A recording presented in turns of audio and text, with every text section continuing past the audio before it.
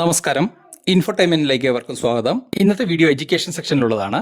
ഇവിടെ second year sociology 2026 model examination question paper വിശകലനം ചെയ്യുകയാണ്. പലരും ആൻസർ കീ ഒക്കെ കണ്ടിട്ടുണ്ടായിരിക്കും. എങ്കിലും അതിനുപരിയായിട്ട് എത്രമാത്രം ഡീറ്റെയിൽഡ് ആയിട്ട് ആൻസർ എഴുതണം, ഇപ്രകാരം മാക്സിമം മാർക്ക് നേടത്തക്ക രീതിയിൽ എങ്ങനെയാണ് പ്രസന്റ് ചെയ്യുന്നതെന്ന് വിശദമായി നമ്മളിവിടെ നോക്കിയാണ് ചെയ്യുന്നത്. Second year model question paper part എയിൽ 10 ക്വസ്റ്റൻ ആണുള്ളത്. 1 മാർക്കിന്റെ ആണ്. 9 ക്വസ്റ്റൻ ആണ് അറ്റൻഡ് ചെയ്യേണ്ടത്. ക്രിട്ടിക്കൽ സെൽഫ് ഇൻസ്പെക്ഷൻ, അതായത് looking from outside, self reflexivity ആണ് അതുകൊണ്ട് ഉദ്ദേശിക്കുന്നത്. First backward class commission answer Kaka Kalelkar. Third question political legal institution, അത് സ്റ്റേറ്റിനെയാണ് സൂചിപ്പിക്കുന്നത്. Fourth cities like industrialisation destroyed by British, refer ചെയ്യുന്നത് മസൂരിപട്ടണം. ഫിഫ്ത്ത് ക്വസ്റ്റ്യനിൽ according to M.N. Srinivas, changes in Indian society and culture due to 150 years of British rule, അത് refer ചെയ്യുന്ന westernisation ആണ്, പാശ്ചാത്യവൽക്കരണമാണ്. Sixth ക്വസ്റ്റ്യനിലേക്ക് കടന്നു കഴിഞ്ഞാൽ the law imposed an upper limit on the amount of land, അപ്പം ലാൻഡിൽ ഒരു അപ്പർ ലിമിറ്റ് കൊണ്ടുവന്നത്, അത് ലാൻഡ് സീലിംഗ് ആക്ട് ആണ്. Then seventh question Jan Breman, അദ്ദേഹത്തിന്റെ ഫുഡ് ലൂസ് ലേബേഴ്സ് എന്ന് പറയുന്നത് മൈഗ്രന്റ് ലേബേഴ്സിനെ ഉദ്ദേശിച്ചുള്ളതാണ്, അതായത് അതിഥി തൊഴിലാളികൾ അല്ലെങ്കിൽ മൈഗ്രേറ്റ് ചെയ്തു വരുന്ന വർക്കേഴ്സ്. നിങ്ങൾക്ക് ഈ വീഡിയോ ഇഷ്ടപ്പെട്ടില്ല എങ്കിൽ ഡിസ്ലൈക്ക് ചെയ്യുക. തുടർന്ന് എഡ്യൂക്കേഷനും ഇൻഫർമേഷനും ട്രഡീഷനും ടെക്നോളജിക്കലുമായിട്ടുള്ള വീഡിയോ കാണാൻ വേണ്ടി ഈ ചാനൽ സബ്സ്ക്രൈബ് ചെയ്യുക. ഈ ലിങ്കിൽ നിന്നും ഡിസ്ക്രിപ്ഷനിൽ നിന്നും വാട്സാപ്പ് ഗ്രൂപ്പുകളിൽ നിങ്ങൾക്ക് അംഗമാകാൻ സാധിക്കുന്നതായിരിക്കും. Then which is not a feature of industrial society, 8th question agriculture as major form of work ആണ് അതിന്റെ answer. Then 9th question mixing global culture plus local culture, glocalization ആണ് അതിന്റെ answer. Then 10th question example of Dalit movement, Adi Dharma movement ആണ്.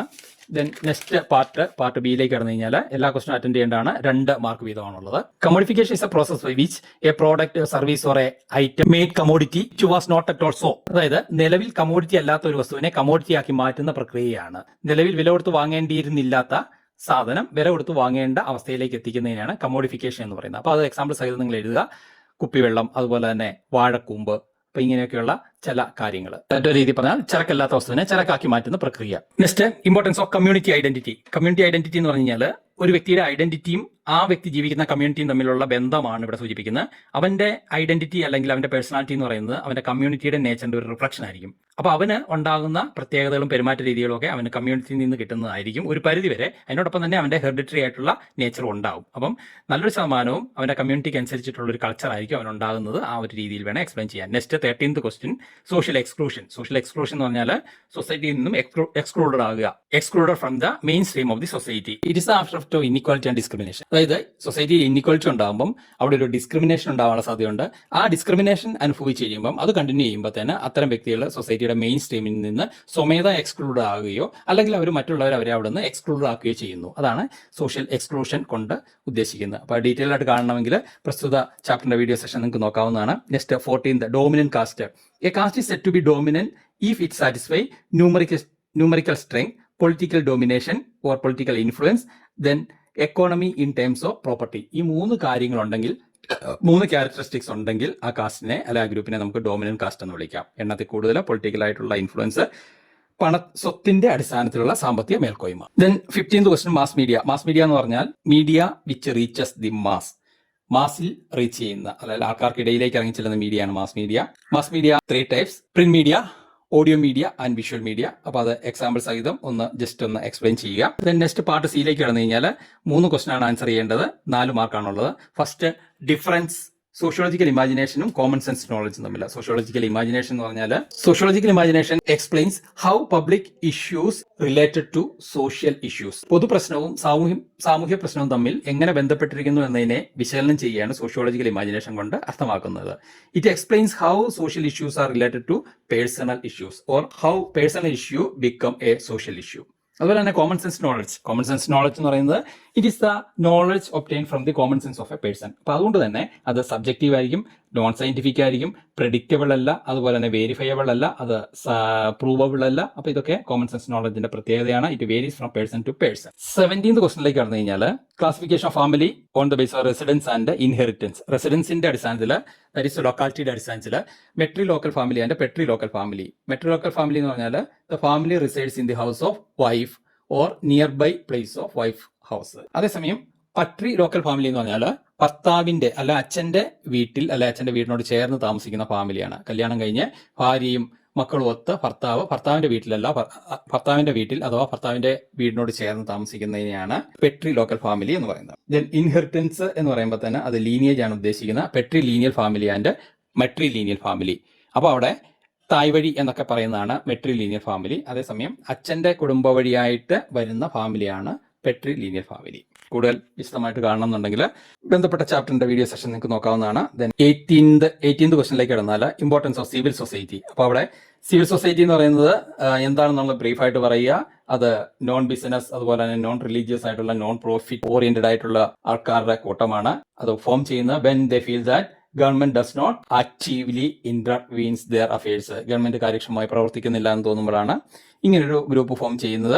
അപ്പോൾ അവര് ഗവൺമെന്റിന്റെ പോരായ്മകൾ വിമർശിക്കുന്നുണ്ട്, government ഇടപെടാത്ത കാര്യങ്ങളെക്കുറിച്ച് അല്ലെങ്കിൽ സൊസൈറ്റിയിൽ അത്യാവശ്യം ഇടപെടേണ്ട കാര്യങ്ങളെക്കുറിച്ച് പുറത്തു കൊണ്ടുവരുന്നുണ്ട്, മീഡിയയിൽ കൂടെ വാർത്തയാക്കുന്നുണ്ട്. അപ്പോൾ അങ്ങനെയൊക്കെയുള്ള കാര്യങ്ങൾ ചെയ്യുന്നുണ്ട്. സിവിൽ സൊസൈറ്റി ഒരു പരിധിവരെ മീഡിയ ചെയ്യുന്ന റോള് ഡെമോക്രസിയുടെ 4th പില്ലർ ആയിട്ടാണ് മീഡിയയെ കണക്കാക്കുന്നത് പോലെ തന്നെ മറ്റൊരു പില്ലറായിട്ട് വേണമെങ്കിൽ നമുക്ക് സിവിൽ സൊസൈറ്റിയെ ഡെമോക്രസിയുമായി ബന്ധിപ്പിക്കാവുന്നതാണ്. Then 19th question, impact of industrialization in India during colonial period. Colonial പീരീഡിലെ ഇന്ത്യയിലെ ഇൻഡസ്ട്രിയലൈസേഷൻ. അപ്പോൾ അതിന് 2 വശം ഉണ്ട്. ഇംഗ്ലണ്ടിലാണ് ഇൻഡസ്ട്രിയലൈസേഷൻ ആദ്യം ആരംഭിച്ചത്, ബ്രിട്ടീഷ് യൂറോപ്യൻ കൺട്രികളിലാണ് ഇൻഡസ്ട്രിയലൈസേഷൻ ആദ്യം ആരംഭിച്ചത്. അപ്പോൾ അവിടെ നിന്നുള്ള ഇൻഡസ്ട്രിയലൈസേഷന്റെ ചെറിയ എലമെന്റുകളാണ് ഇന്ത്യയിലേക്ക് വന്നത്. അപ്പോൾ ഇന്ത്യയിൽ ഇൻഡസ്ട്രിയലൈസേഷന്റെ ആദ്യ ഘട്ടം എന്ന് പറയുന്നത് അർബൺ ഏരിയയിലോ ടൗണുകളിലോ അല്ലെങ്കിൽ ഇൻഡസ്ട്രികളോ ഫോം ചെയ്തതല്ല, റൂറൽ ഏരിയയിലാണ് ഫോക്കസ് ചെയ്തിരുന്നത്. ഇൻഡസ്ട്രിയലൈസേഷന്റെ ഇന്ത്യയിലെ ബ്രിട്ടീഷുകാരുടെ കാലത്തെ തുടക്കം എന്ന് പറയുന്നത് പ്ലാന്റേഷൻ ഇൻഡസ്ട്രികളായിരുന്നു, തോട്ടം മേഖലയായിരുന്നു. അതുകൊണ്ട് തന്നെ അർബൻ ഫോർമേഷൻ അല്ലെ അർബനൈസേഷനേക്കാളും കൂടുതൽ അവിടെ മൈഗ്രേഷൻ പോലും റൂറൽ ഏരിയയിലേക്കായിരുന്നു. കാരണം അവിടെയാണ് ഫാമുകളും അതുപോലെ തന്നെ പ്ലാന്റേഷൻസും ഒക്കെ ഉണ്ടായിരുന്നു. പിന്നെ ചെറിയ ചെറിയ രീതിയിലുള്ള ഇൻഡസ്ട്രികളും കാര്യങ്ങളും ഒക്കെ ഇന്ത്യ ഡെവലപ്പ് ചെയ്തു. പക്ഷേ അതിനോടൊപ്പം തന്നെ ഇന്ത്യയിലുണ്ടായ ഡി ഇൻഡസ്ട്രിയലൈസേഷൻ വളരെ പ്രധാനപ്പെട്ട കാര്യമാണ്. കോട്ടേജ് ഇൻഡസ്ട്രി അടക്കമുള്ള ഇന്ത്യയിൽ നിലവിലുണ്ടായിരുന്ന ഇൻഡസ്ട്രികൾക്ക് അപക്ഷയം ഉണ്ടാകാൻ ഈ ബ്രിട്ടീഷ് പീരീഡിലെ ഇൻഡസ്ട്രിയലൈസേഷൻ കാരണമായി. അപ്പം ബ്രിട്ടീഷ് ഇൻഡസ്ട്രിയലൈസേഷനും സോഫിസ്റ്റിക്കേറ്റഡ് ആയിട്ടുള്ള പ്രൊഡക്ഷനും എക്കണോമിക് ആയിട്ടുള്ള പ്രോഡക്റ്റുകളും ഒക്കെ വന്നപ്പം നിലവിലുള്ള ഇന്ത്യയിലെ കോട്ടേജ് ഇൻഡസ്ട്രിയും അല്ലെങ്കിൽ ചെറിയ ചെറിയ ഇൻഡസ്ട്രികൾക്കും ഒന്നും പിടിച്ചു നിൽക്കാൻ പറ്റാത്ത സാഹചര്യം ഉണ്ടായി. അപ്പോൾ അതൊക്കെ വളരെ വിശദമായിട്ട് പ്രതിപാദിക്കണം. പാർട്ട് ഡിയിലേക്ക് കടന്നു കഴിഞ്ഞാൽ ഇവിടെ 3 ക്വസ്റ്റനാണ് ആൻസർ എഴുതേണ്ടത്. 5 മാർക്കിന്റെ ആണ്. First 5 features of caste system. സിസ്റ്റത്തിന്റെ 5 ഫീച്ചേഴ്സ്, അത് ജിഎസ് കൊറിയയുടെ ഫീച്ചേഴ്സ് തന്നെ എഴുതുക. അതായിരിക്കും എപ്പോഴും റിച്ച് ആയിട്ടുള്ളത്. Caste, segment division in the society, hierarchical division in the society, caste panchayat, endogamy, privileges and restrictions of the caste, അതുപോലെ തന്നെ പ്യൂരിറ്റി ആൻഡ് പൊല്യൂഷൻ. അതൊക്കെ വളരെ ഇമ്പോർട്ടന്റ് ആണ്. നെക്സ്റ്റ് 21st ഹോം ബേസ്ഡ് വർക്കും അതുപോലെ തന്നെ വർക്കിംഗ് ഫ്രം ഹോമും 2 ഡിഫറെന്റ് കൺസെപ്റ്റ് ആണ്. ഒന്നൊരു മോഡേൺ ആയിട്ട് പ്രത്യേകിച്ചും കൊറോണ കാലഘട്ടത്തോടു കൂടി ഉരുത്തിരിഞ്ഞു വന്നതാണ് വർക്കിംഗ് ഫ്രം ഹോം. അപ്പൊ ഇവിടെ നമുക്ക് ഹോം ബേസ്ഡ് വർക്കാണ്. അപ്പൊ അത് വീട്ടിലിരുന്ന് വർക്ക് ചെയ്യുക, വീട്ടിലിരുന്ന് പാർഷ്യലായിട്ട് ഇൻഡസ്ട്രിയൽ ജോബുകൾ ചെയ്യുക എന്നുള്ളതാണ്. കോട്ടേജ് ഇൻഡസ്ട്രിക്കൊക്കെ വേണ്ടുന്ന ജോബിന്റെ ഒരു പാർട്ട് വീട്ടിലിരുന്ന് ചെയ്യാനുള്ള അവസരമാണ് ഹോം ബേസ്ഡ് വർക്ക് കൊണ്ട് ഉദ്ദേശിക്കുന്നത്. അപ്പൊ അതിന്റെ എക്സാമ്പിളാണ് തീപ്പെട്ടി കമ്പനിയായിട്ട് ബന്ധപ്പെട്ടിട്ട് ഉള്ള ചില വർക്കുകൾ, ചെരുപ്പ് കമ്പനിയുമായി ബന്ധപ്പെട്ടിട്ടുള്ള ചില വർക്കുകൾ, ബീഡി നിർമ്മാണവുമായി ബന്ധപ്പെട്ടിട്ടുള്ള ചില വർക്കുകൾ. അപ്പോൾ ഇതൊക്കെ ആ ഫാക്ടറിയിലേക്ക് വേണ്ടുന്ന വർക്കിന്റെ ഒരു ഭാഗം വീടുകളിൽ കൊണ്ടുപോയി വീട്ടിൽ നിന്ന് ചെയ്തിട്ട് തിരിച്ചു കൊടുക്കാൻ പറ്റുന്നതായിരുന്നു. അപ്പോൾ അത് നിങ്ങൾ അത്യാവശ്യം എക്സ്പ്ലെയിൻ ചെയ്യുക. Next 22 economic dimensions of globalisation. വളരെ ഇമ്പോർട്ടന്റ് ആണ്. ചില സമയങ്ങളിൽ അത് എസ്സേ ആയിട്ട് വരെ ചോദിക്കാറുണ്ട്. വളരെ ഇമ്പോർട്ടന്റ് ആയിട്ടുള്ള കാര്യമാണ്. ഇവിടെ ആദ്യം എന്താണ് ഗ്ലോബലൈസേഷൻ, എന്താണ് LPG പോളിസി എന്നുള്ളതൊന്ന് ചുരുക്കമായിട്ട് പറയണം. 1990s ആരംഭിച്ച അല്ലെങ്കിൽ ഇന്ത്യയിലും ഇംപ്ലിമെന്റ് ചെയ്യപ്പെട്ട ഗ്ലോബലൈസേഷനെ കുറിച്ച് ഒരു ആമുഖം എഴുതുക. തുടർന്ന് എക്കണോമിക് ഡയമെൻഷൻസിലേക്ക് കടക്കാം. അവിടെ വരുന്ന 1 എക്കണോമിക് പോളിസി ഓഫ് ലിബറലൈസേഷൻ, ഉദാരവൽക്കരണ സാമ്പത്തിക നയം. 2 വരുന്നത് TNC അല്ലെ MNC, multinational corporation, multinational transnational corporations. അതുപോലെ തന്നെ ലേസി ഫെയർ മാർക്കറ്റ്, IMF, ഇതുമായി ബന്ധപ്പെട്ട കാര്യങ്ങൾ, WTO വേൾഡ് ട്രേഡ് ഓർഗനൈസേഷൻ, ഇതുമായിട്ട് ബന്ധപ്പെട്ട കാര്യങ്ങൾ അത്യാവശ്യം എക്സ്പ്ലെയിൻ ചെയ്യണം. തുടർന്ന് 3ാമത്തെ പോയിന്റ് എന്ന് പറയുന്നത് ഇലക്ട്രോണിക് എക്കോണമിയാണ്. ഇലക്ട്രോണിക് എക്കോണമി, അതുപോലെ തന്നെ വെയ്റ്റ്ലെസ് എക്കോണമി, നോളജ് എക്കോണമി, ഇതൊക്കെ ഇതുമായി ബന്ധപ്പെട്ട് വരുന്ന കാര്യങ്ങളാണ്. ദെൻ വെയ്റ്റ്ലെസ് എക്കോണമി അല്ലെങ്കിൽ നോളജ് എക്കോണമിയാണ് 4ാമതായിട്ട് വരുന്നത്. 5ാമത് ഗ്ലോബലൈസേഷൻ ഓഫ് ഫിനാൻസ്. അപ്പൊ ഇത്രയും കാര്യങ്ങളാണ് എക്കണോമിക് ആസ്പെക്ട് ഓഫ് അല്ലെ ഡയമെൻഷൻസ് ഓഫ് ഗ്ലോബലൈസേഷൻ വരുന്ന വളരെ പ്രധാനപ്പെട്ട കാര്യമാണ്. വേണ്ടുന്ന രീതിയിൽ തന്നെ അത് എക്സ്പ്ലെയിൻ ചെയ്യണം. 23rd മാച്ച് ദ ഫോളോയിങ്സ് ആണ്. MN ശ്രീനിവാസുമായി ബന്ധപ്പെട്ട് വെസ്റ്റേണൈസേഷനും, രാജാറാം മോഹൻ റോയിയുമായി ബന്ധപ്പെട്ട് ഒപ്പോസ്ഡ് സതി, ജഹനാര ഷാനവാസുമായിട്ട് ബന്ധപ്പെട്ട് ഒപ്പോസ്ഡ് പോളിഗമിയും, ജ്യോതിബ ഫുലുവുമായി ബന്ധപ്പെട്ട് ഫസ്റ്റ് സ്കൂൾ ഫോർ വിമനും, ബാൽ ഗംഗാധര തിലകുമായി ബന്ധപ്പെട്ട് ഗ്ലോറി ഓഫ് ആര്യൻ ഏജുമാണ്. പാർട്ട് ഇയിലേക്ക് കടന്നു കഴിഞ്ഞാൽ 3 ആൻസറുകളാണ് എഴുതേണ്ടത്. 6 മാർക്കാണ്. First, critically evaluate social consequences of green revolution. എന്താണ് ഗ്രീൻ റവല്യൂഷൻ, എന്തിനു വേണ്ടിയാണത് ചെയ്തത്, ഗ്രീൻ റവല്യൂഷന്റെ ഭാഗമായി വരുന്ന പ്രധാനപ്പെട്ട കാര്യങ്ങൾ. By green revolution aim to increase the yielding by fertilisers, pesticides and high yielding seeds. അപ്പം ഈ കാര്യങ്ങളൊക്കെ ഉപയോഗിച്ചുകൊണ്ട് അഗ്രികൾച്ചർ പ്രൊഡക്ഷൻ ഇൻക്രീസ് ചെയ്യാൻ വേണ്ടി നടത്തിയ ശ്രമങ്ങളാണ്. അപ്പോൾ അതിന്റെ പോസിറ്റീവ് ആസ്പെക്ടിനോടൊപ്പം തന്നെ നെഗറ്റീവ് ആയിട്ടുള്ള വശങ്ങൾ, അതുകൊണ്ടുണ്ടായ ദോഷങ്ങൾ, സമൂഹത്തിലുണ്ടായ വേർതിരിവ്, സമൂഹത്തിലെ വീക്കർ സെക്ഷൻ അല്ലെ ബാക്കായിട്ടുള്ള ആൾക്കാർക്ക്, കർഷകർക്കും സാധാരണ കർഷക തൊഴിലാളികൾക്കും ഒന്നും അത് എക്സ്പെൻസീവ് ആയതുകൊണ്ട് തന്നെ ആക്സസ് ചെയ്യാൻ പറ്റാഞ്ഞതും ഒക്കെ ആയിട്ടുള്ള കാര്യങ്ങൾ എക്സ്പ്ലെയിൻ ചെയ്യണം. 25ലേക്ക് വന്നു കഴിഞ്ഞാൽ അൺടച്ചബിലിറ്റി. എന്താണ് അൺടച്ചബിലിറ്റി? അൺടച്ചബിലിറ്റി എന്താണെന്നുള്ള വിശദീകരിക്കുക. Untouchability is something associated with the caste, especially during British period. It is something promoted by British people. Untouchability is a practice by which the touch of a low caste people will pollute the upper caste people. അപ്പം താഴ്ന്ന വിഭാഗത്തിൽപ്പെടുന്ന ആൾക്കാരുടെ സ്പർശനം ഉയർന്ന ജാതിക്കാരെ പൊലൂട്ടാക്കും, മലിനപ്പെടുത്തും എന്നുള്ളൊരു വിശ്വാസമായിരുന്നു untouchability. അപ്പോൾ അൺടച്ചബിലിറ്റിയുടെ dimensions ഉണ്ട്. അതിനോടൊപ്പം തന്നെ അൺടച്ചബിലിറ്റി ഉണ്ട്, അൺസീനബിലിറ്റി ഉണ്ട്, അൺആക്സസബിലിറ്റി ഉണ്ട്. ഇവയും ഒന്ന് അത്യാവശ്യം സൂചിപ്പിച്ചു പോകുന്ന നല്ലതായിരിക്കും. പിന്നെ ഡയമെൻഷൻസ് ഓഫ് അൺടച്ചബിലിറ്റിക്ക് അത് വരുന്നത് എക്സ്ക്ലൂഷൻ, ഹ്യൂമിലിയേഷൻ, സബോർഡിനേഷൻ, എക്സ്പ്ലോയിറ്റേഷൻ, അതായത് ബഹിഷ്കരണം, അവഹേളനം, വിധേയത്വം, ചൂഷണം, ഇവയൊക്കെയാണ് അൺടച്ചബിലിറ്റിയുടെ എലമെന്റ്സ് ആയിട്ട് വരുന്നത്. അത് വേണ്ടുന്ന രീതിയിൽ അത് അത്യാവശ്യം എക്സ്പ്ലെയിൻ ചെയ്യണം. അതിന്റെ എക്സ്പ്ലനേഷൻ ഡീറ്റെയിൽഡ് ആയിട്ട് തന്നെ പ്രസ്തുത ചാപ്റ്ററിന്റെ വീഡിയോ സെഷനിൽ നമ്മൾ കൈകാര്യം ചെയ്തിട്ടുണ്ട്. നിങ്ങൾക്ക് വീഡിയോ ചാപ്റ്റർ നോക്കി കാണാവുന്നതാണ്. 6th question, liberalisation policies affected Indian market. എങ്ങനെയാണ് ലിബറലൈസേഷൻ പോളിസി ഇന്ത്യൻ മാർക്കറ്റിനെ അഫക്ട് ചെയ്തത്? അപ്പോൾ അവിടെ പ്രധാനമായിട്ട് നമ്മൾ LPG പോളിസിയെ കുറിച്ച് പ്രതിപാദിക്കണം. എന്താണ് liberalisation policy? It is a process by it is to fasten globalisation by liberalization policy, fasten the international mobilization of goods, services and related items. Here the policies and fees of international communication and international transportations are reduced.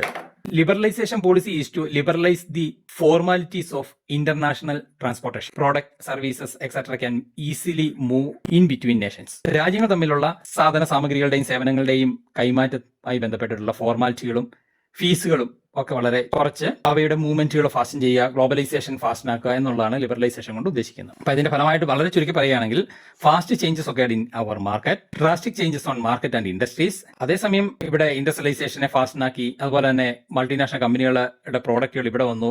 ആദ്യ സമയത്ത് തന്നെ മറ്റ് രാജ്യങ്ങളിലുള്ള കമ്പനികൾ ഇവിടെ sale നടത്തി, തുടർന്ന് അവരെ ഇന്ത്യൻ കമ്പനിയായിട്ട് കൊളാബറേറ്റ് ചെയ്ത് ഇന്ത്യയിൽ അവരുടെ പ്രൊഡക്ഷനും സെയിലും ആരംഭിച്ചു. അതിനുശേഷമുള്ള കാലഘട്ടത്തിൽ, അതായത് ഇന്നത്തെ ഒരു കാലഘട്ടമായപ്പം വിദേശ കമ്പനികൾക്ക് ഇന്ത്യൻ കമ്പനിയായിട്ട് കൊളാബറേറ്റ് ചെയ്യാതെ തന്നെ അവർക്ക് സ്വതന്ത്രമായി തന്നെ ഇന്ത്യയിൽ ഓപ്പറേറ്റ് ചെയ്യാനുള്ള ഒരു അവസ്ഥ ഉണ്ടായി. അപ്പോൾ ഇതൊക്കെ ലിബറലൈസേഷൻ പോളിസിയുടെ ഭാഗമായിട്ടാണ്. പണ്ടുകാലത്ത് വിദേശ ഉൽപ്പന്നങ്ങൾ വിദേശത്ത് നിന്ന് നമ്മൾ വാങ്ങിച്ചുകൊണ്ട് വരണം, അതിനുശേഷം അവയ്ക്ക് ഇന്ത്യൻ കമ്പനിയായിട്ട് കൊളാബറേറ്റ് ചെയ്ത്, ഉദാഹരണത്തിന് ഹീറോ ഹോണ്ട, കൈനറ്റിക് ഹോണ്ട, അപ്പൊ ഈ രീതിയിൽ അവ കൊളാബറേറ്റ് ചെയ്ത് പ്രൊഡക്ഷൻ തുടങ്ങിയെങ്കിൽ അതിനുശേഷം ഇപ്പോൾ അവ സ്വതന്ത്രമായി തന്നെ ഇവിടെ പ്രൊഡക്ഷൻ നടത്താവുന്ന സാഹചര്യമാണ് ഉള്ളത്. പക്ഷേ ഇതിന്റെയൊക്കെ ഒരു നെഗറ്റീവ് ഇമ്പാക്റ്റ് ആയിട്ട് ഇന്ത്യൻ അഗ്രികൾച്ചറിനെ ഈ ലിബറലൈസേഷൻ പോളിസി ഡിസ്ട്രോയ് ചെയ്തു. കാരണം വിദേശങ്ങളിൽ നിന്നുള്ള കാർഷികോൽപ്പന്നങ്ങൾ ഇന്ത്യൻ മാർക്കറ്റിലേക്ക് കുറഞ്ഞ വിലയിൽ എത്തി തുടങ്ങിയത് ഇന്ത്യൻ മാർക്കറ്റിലുള്ള ഏലം, അതുപോലെ തന്നെ കുരുമുളക്, റബ്ബർ കർഷകരെ ദോഷകരമായി ബാധിച്ചു. അപ്പോൾ അത് എങ്ങനെയൊക്കെ ബാധിച്ചു എന്നുള്ള ഡീറ്റെയിൽ ആയിട്ട് പറയാം. അതുപോലെ ഡീ ഇൻഡസ്ട്രിയലൈസേഷൻ, ഇന്ത്യൻ ഇൻഡസ്ട്രികൾക്ക് ക്ഷയം, ഡിസ്ട്രോയൽ അല്ലെങ്കിൽ അവയ്ക്ക് ഡിസ്ട്രക്ഷൻസ് ഈ ലിബറലൈസേഷൻ പോളിസി കൊണ്ടുണ്ടായി. അപ്പോൾ ഇതൊക്കെ വളരെ ഡീറ്റെയിൽ ആയിട്ട് തന്നെ പറയാം. നമ്മൾ വീഡിയോ സെഷൻ കൂടെ ഡീറ്റെയിൽ ആയിട്ട് കണ്ടിട്ടുണ്ട്, അത് നിങ്ങൾക്ക് നോക്കി കാണാവുന്നതാണ്. നെക്സ്റ്റ് 27th ക്വസ്റ്റനിലേക്ക് കടന്നു കഴിഞ്ഞാൽ, evaluate the impact of globalization on print media, radio and television. ഇപ്പോൾ 3 മീഡിയയിലും ഗ്ലോബലൈസേഷന്റെ ഇമ്പാക്ട്. അപ്പോൾ അവിടെ എന്താണ് മാസ് മീഡിയ എന്ന്, അതുപോലെ തന്നെ മാസ് മീഡിയയുടെ ടൈപ്സ് എന്താണ്, ഓരോ മീഡിയയിലും ഗ്ലോബലൈസേഷൻ കൊണ്ടുണ്ടായ കാര്യങ്ങൾ, വ്യത്യാസങ്ങൾ. അപ്പം പ്രിന്റ് മീഡിയയിലാണെങ്കിൽ പ്രിന്റിംഗ് ടെക്നോളജിയിലുണ്ടായ ഇൻഡസ്ട്രിയലൈസേഷനും ടെക്നോളജിക്കലായിട്ടുള്ള ചേഞ്ചുകളും അതിന്റെ ഫലമായിട്ട് വളരെ കളർഫുൾ ആയിട്ടുള്ള അട്രാക്റ്റീവ് ആയിട്ടുള്ള പ്രിന്റിങ്ങും ഫാസ്റ്റ് ആയിട്ട് പ്രിന്റ് ചെയ്തെടുക്കാനും ഒക്കെ കഴിഞ്ഞ കാര്യങ്ങളൊക്കെയാണ് സൂചിപ്പിക്കുന്നത്. റേഡിയോയിലാണെങ്കിൽ FM അടക്കമുള്ള മാറ്റങ്ങൾ, ടെലിവിഷനിലാണെങ്കിൽ ലൈവ് ടെലികാസ്റ്റിംഗ് അടക്കം ടെലിവിഷൻ സാങ്കേതികവിദ്യ ഉണ്ടായിരിക്കുന്ന മാറ്റങ്ങൾ, വളരെ സ്പീഡിൽ കമ്മ്യൂണിക്കേറ്റ് ചെയ്യാൻ സാധിച്ചിരിക്കുന്നത്. അപ്പൊ അങ്ങനെയൊക്കെയുള്ള കാര്യങ്ങളൊക്കെ നിങ്ങൾ എക്സ്പ്ലെയിൻ ചെയ്യുക. നെക്സ്റ്റ് പാർട്ട് Fലേക്ക് കടന്നു കഴിഞ്ഞാൽ അവിടെ 2 ക്വസ്റ്റൻ ആണ്, essay ആണ്, 8 മാർക്കാണ്. ഒന്നാമത്തെ Malthusian theory of population evaluate, critically evaluate ആണ്. അത് മാൽത്തൂഷ്യൻ തിയറി എന്താണ് എന്നൊക്കെയുള്ള കാര്യങ്ങൾ വളരെ ബ്രീഫായിട്ട് പറഞ്ഞു പോയാൽ മതി, അതിനല്ല ഇമ്പോർട്ടൻസ്. അതിനെ ക്രിട്ടിക്കലായിട്ട് ഇവാലുവേറ്റ് ചെയ്യണം, അതായത് ക്രിറ്റിസിസംസ് ആണ് പ്രധാനം. അപ്പോൾ അത് നിങ്ങൾ പ്രസ്തുത ചാപ്റ്ററിൽ പറഞ്ഞിട്ടുണ്ട്. ആ ക്രിറ്റിസിസത്തിന് പ്രാധാന്യം കൊടുത്ത് അതിനോടൊപ്പം തന്നെ തിയറി എക്സ്പ്ലെയിൻ ചെയ്തു പോവുക. Next, explain the ideas of panchayat Raj. എന്താണ് പഞ്ചായത്ത് രാജ്? 3 ടയർ പഞ്ചായത്ത്, ഗ്രാമപഞ്ചായത്ത്, ബ്ലോക്ക് പഞ്ചായത്ത്, ജില്ലാ പഞ്ചായത്ത് എന്ന് പറയുന്ന 3 ടയർ പഞ്ചായത്ത് സിസ്റ്റമാണ് പഞ്ചായത്ത് രാജ്. അത് നിലവിൽ വന്ന കോൺസ്റ്റിറ്റ്യൂഷനിൽ ഉണ്ടായിരുന്നില്ല. അതിനുശേഷമുള്ള പഞ്ചായത്ത് രാജ് അമെൻമെന്റ് അല്ലെ നഗരപാലിക ബില്ലിൽ കൂടെയാണ് അത് അമെൻമെന്റ് നടത്തി അത് ആഡ് ചെയ്ത്. അപ്പോൾ ആ കാര്യങ്ങളൊന്ന് സൂചിപ്പിച്ചിട്ട് പഞ്ചായത്തിന്റെ സ്ട്രക്ചർ ഒന്ന് ഡയഗ്രമാറ്റിക് ആയിട്ടൊക്കെ സ്കെച്ച് ചെയ്ത് പഞ്ചായത്തിന്റെ power, duties and responsibilities, panchayat ജനങ്ങൾക്ക് ചെയ്തു കൊടുക്കേണ്ട കാര്യങ്ങൾ, അതുപോലെ തന്നെ പഞ്ചായത്തിന് ജനങ്ങളുടെ മേലുള്ള അധികാരങ്ങൾ. അപ്പൊ ഇത് രണ്ടും സെപ്പറേറ്റ് ആയിട്ട് ഓരോന്നും എഴുതി, റെസ്പോൺസിബിലിറ്റി ജനങ്ങൾക്ക് ചെയ്തു കൊടുക്കേണ്ട കാര്യങ്ങൾ ഓരോന്ന് എഴുതി അത് അത്യാവശ്യം എക്സ്പ്ലെയിൻ ചെയ്യുക. അതുപോലെ തന്നെ ജനങ്ങളിൽ നിന്ന് ജനങ്ങളുടെ മേലുള്ള പഞ്ചായത്തിന്റെ അധികാരം അത് ഏതൊക്കെയാണെന്നുള്ള എഴുതി അതും എക്സ്പ്ലെയിൻ ചെയ്യുക. ഉദാഹരണത്തിന് പറയുകയാണെങ്കിൽ സാമ്പത്തിക ബുദ്ധിമുട്ട് അനുഭവിക്കുന്നവർക്ക് വീട്, അതുപോലെ തന്നെ ആരോഗ്യ പരിപാലനത്തിന് വേണ്ടുന്ന സൗകര്യം, അവർക്ക് വിദ്യാഭ്യാസത്തിന്, അതുപോലെ തന്നെ സ്പോർട്സിന് വേണ്ടുന്ന സൗകര്യങ്ങൾ, അങ്ങനെയൊക്കെയുള്ള കാര്യം, പ്രൊഫഷണൽ ടാക്സ്, അതുപോലെ തന്നെ ബിൽഡിംഗ് ടാക്സ്. അപ്പോൾ ഇതൊക്കെ പഞ്ചായത്തിന് ഉത്തരവാദിത്തമുള്ളതാണ്. അപ്പോൾ ആ കാര്യങ്ങൾ.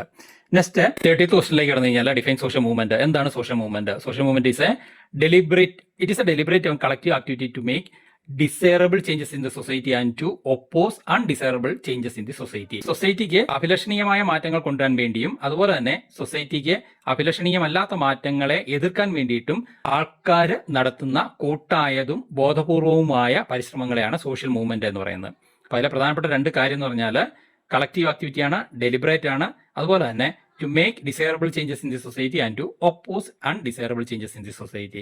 പിന്നെ സോഷ്യൽ മൂവ്മെന്റിന്റെ ടൈപ്സ് അത് ഏതൊക്കെയാണെന്നുള്ള എക്സ്പ്ലെയിൻ ചെയ്യുക, അതിന്റെ ഡീറ്റെയിൽഡ് ആയിട്ട് എക്സ്പ്ലെയിൻ ചെയ്യുക. ചിപ്കോ മൂവ്മെന്റ് അതൊരു എൻവയോൺമെന്റൽ എക്കോളജിക്കൽ മൂവ്മെന്റ് ആണ്, എൻവയോൺമെന്റൽ മൂവ്മെന്റ് ആണ്. അതിൽ സ്ത്രീ പാർട്ടിസിപ്പേഷൻ, വിമൻ പാർട്ടിസിപ്പേഷൻ കൂടുതലുള്ളതുകൊണ്ട് ഒരു പരിധിവരെ വിമൻസ് മൂവ്മെന്റ് ആയിട്ട് കണക്കാക്കാറുണ്ട്. മരങ്ങളെ കെട്ടിപ്പിടിച്ചുകൊണ്ട് കുട്ടികളും സ്ത്രീകളും വനനശീകരണത്തിനെതിരായി നടത്തിയ ആ പോരാട്ടത്തിന്റെ കുറിച്ച് പ്രസ്തുത ചാപ്റ്റർ ഡീറ്റെയിൽ ആയിട്ട് പറഞ്ഞിട്ടുണ്ട്. അപ്പോൾ അതിനെക്കുറിച്ച് നിങ്ങൾക്ക് അവിടെ നോക്കി കാണാവുന്നതായിരിക്കും. അപ്പോൾ ഇതൊക്കെ തന്നെയാണ് ഈ വർഷത്തെ 2026 +2 സോഷ്യോളജി മോഡൽ എക്സാമിന്റെ ക്വസ്റ്റ്യൻ പേപ്പറിന്റെ റിവ്യൂ അല്ലെ വിശകലനം ചെയ്യുന്നത്, വിശകലന വീഡിയോയിലുള്ളത്.